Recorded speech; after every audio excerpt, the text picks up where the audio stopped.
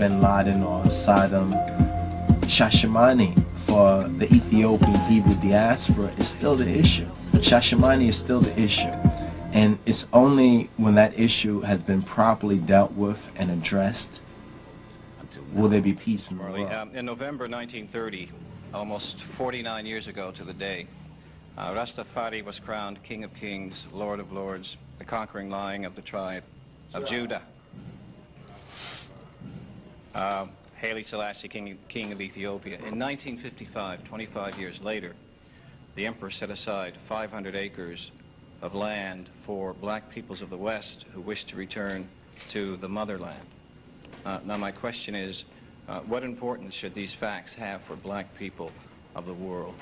What important facts do these things have black people in the world? Yes. First fact is that them are planning in Africa, right? Next fact is that Christ. No, the whole thing is when Christ then will return as the King of Kings, the Lord of Lords, the conquering Lion of Judah. And I see His Majesty as the Christ of the Bible talk about. Bob always performed with the banner of the emperor behind him. Before Selassie was crowned emperor, he was called Ras, or Prince Tafari, hence the name of the Rastafarian faith. The Rastafari movement started at the same time when you see His Majesty crowned King of Kings, the name Rastafari. Yes. That's when the Bible revealed Him and the whole thing did together. Yes. So that is where the Rastafari movement. Africa, unite, 'cause we're moving right out of Babylon, and we're grooving to our father's land. How good and how pleasant it would be before God and man to see the unification of all Rastaman. As it's been said already, let it be done. We are the children of the Rastaman. We are the children of the I am one. So, Africa, unite. Africa, unite, yeah. Unite for the benefit of our people. 'Cause we're moving right out of Babylon, and we're grooving to our father's land. The father's land was Ethiopia, ruled by Selassie in an unbroken line of kings that stretched back 3,000 years to the time of Solomon and Sheba. Unification of all Africans. Marcus Garvey said it, so let it be done. I know you know who you are under the sun.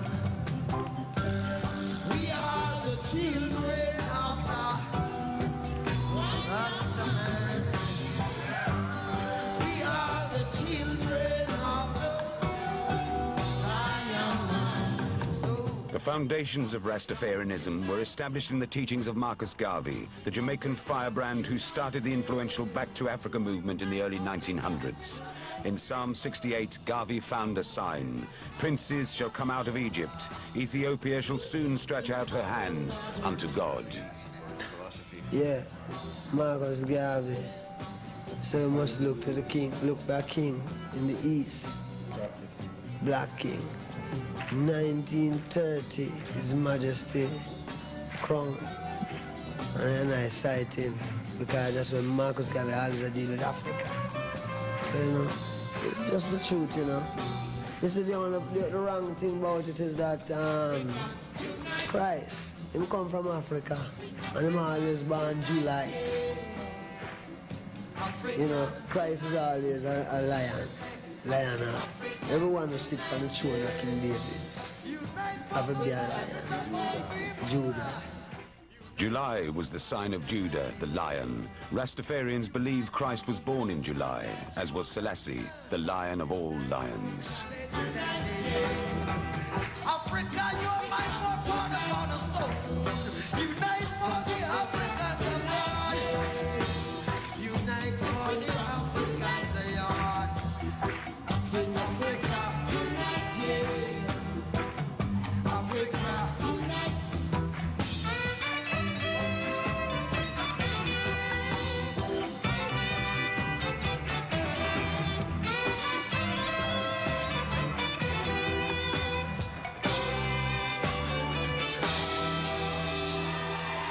see Rome fight it, you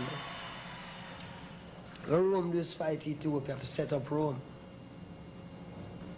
So Rome become a symbol in everyone's imagination, in a sense, instead of Ethiopia.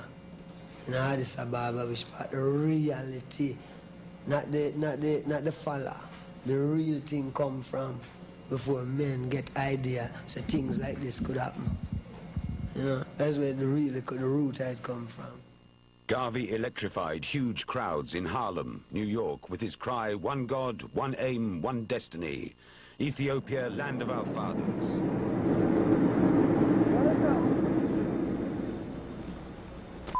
The Founding Fathers ever thought that the First Amendment right to free speech would be claimed by a group as diverse as this. Racist society. Breeding faster than you think it's a moral consideration. I doubt it, but that doesn't make their claims invalid. Maybe this time, I asked him about Ethiopia.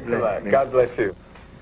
Well, you know, most of us who were nationalistic in thought always looked to a scripture in the Bible that said that Ethiopia one day would stretch forth its hands. And as black people who never thought that we had a stake in the scriptures, but when we found Ethiopia, we found Africa, we found ourselves. So there's a special magic that Ethiopia has. Maybe I'm not using the right word, but it's mystical, it's magical.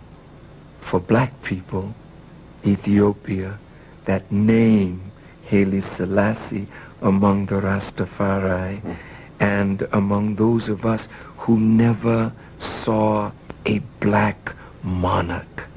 We saw King George, we saw Queen Elizabeth, we saw all of the white kings and queens, but Haile Selassie gave us somebody that we could look to say, well, some of us were kings.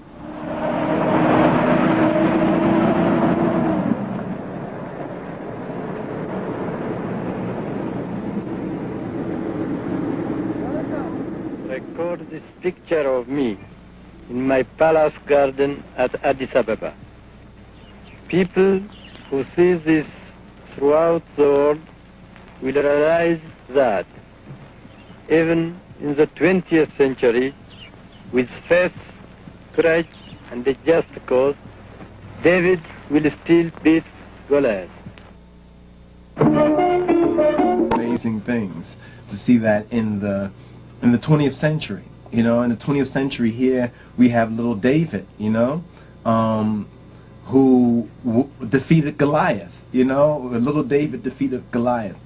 That's amazing. That David did defeat Goliath.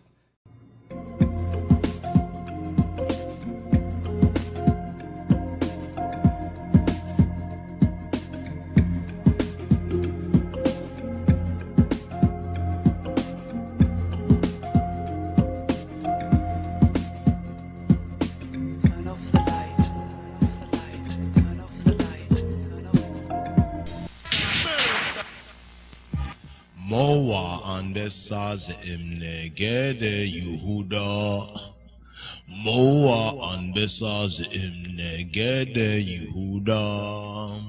Moa andesaz imne gede Yehuda. Imoa.